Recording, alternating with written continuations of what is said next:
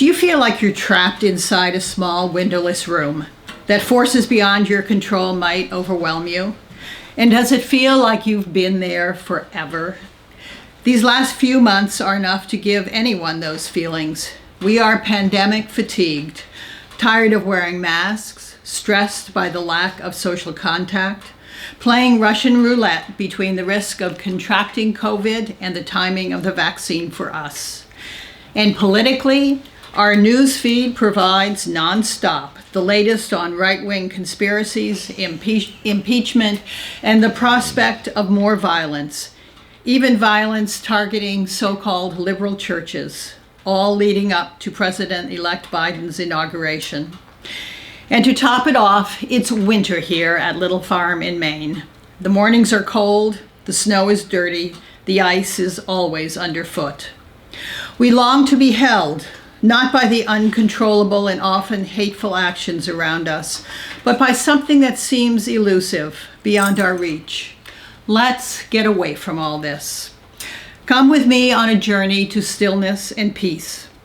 I want to take you to my sacred place, where I become spiritually rejuvenated. Of course, I can't physically take you there, but I hope I can in your imagination.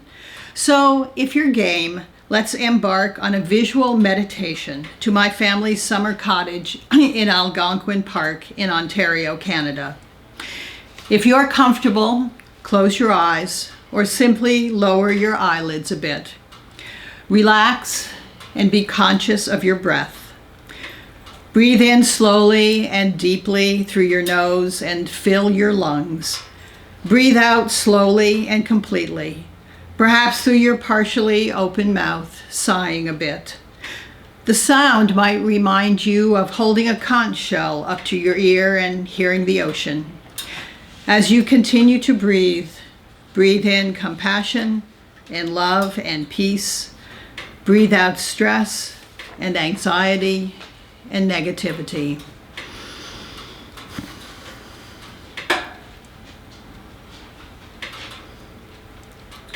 We arrive at the cottage by boat, the only way you can get there.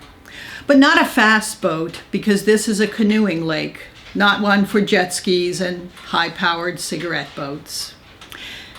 In our bay, there are only 3 cottages, each one nestled in the woods away from the shore. You can't even see one of them.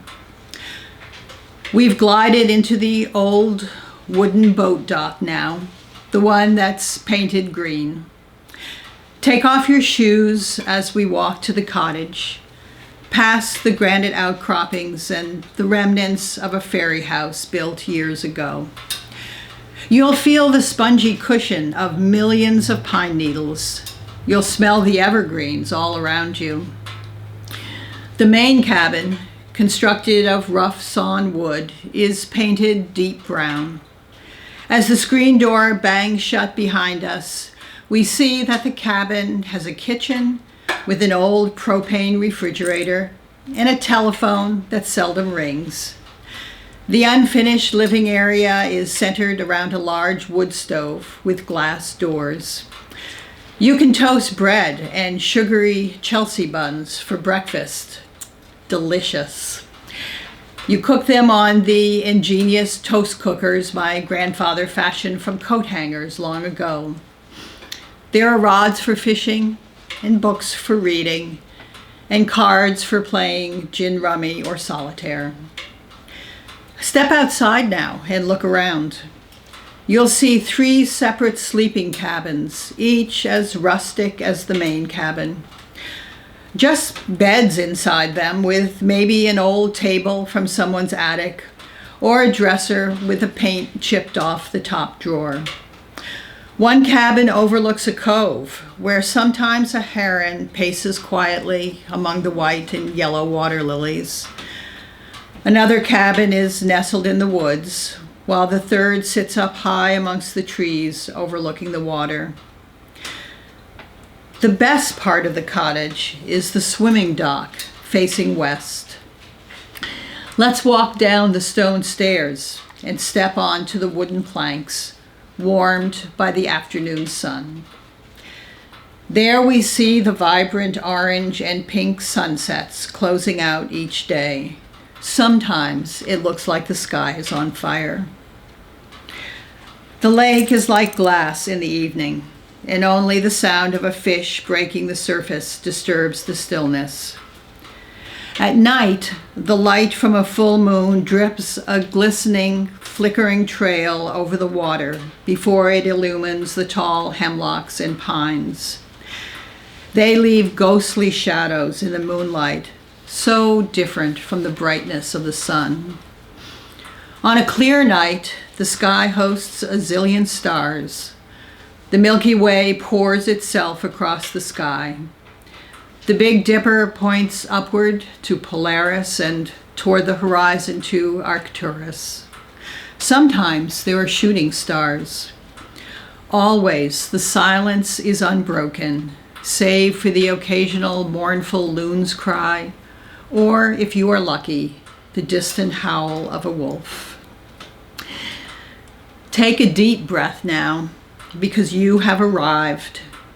Here you stand in my centering spot, my thin place.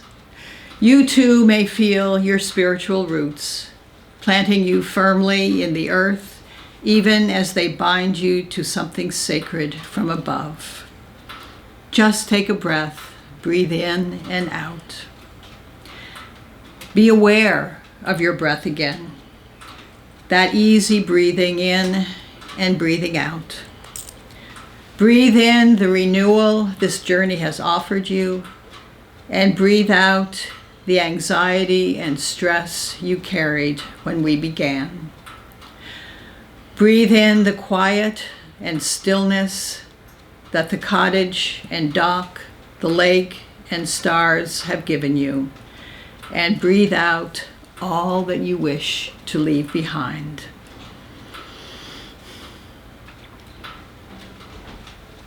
And now, come back to this world, slowly and quietly. Take a moment to reacquaint yourself with your surroundings, and when you are ready, open your eyes. May you feel refreshed and restored, knowing that inner peace is possible in our busy and often broken lives.